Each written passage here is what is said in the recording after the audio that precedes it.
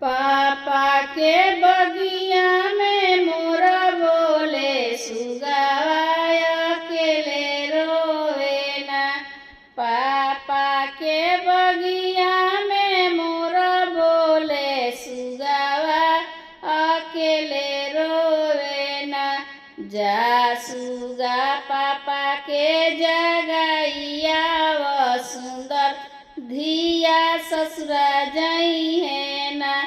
जा सुगा पापा के जगैया व सुंदर धिया ससुरा जई है ना।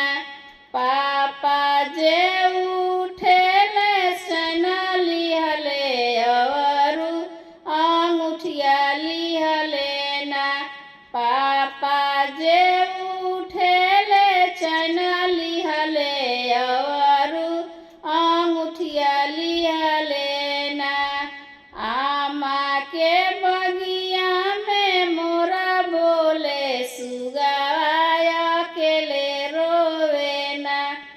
आमा के बगिया में मोरा बोले सुगावाय अकेले रोवे ना। जा सुगा आमा के जगैया व सुंदर धिया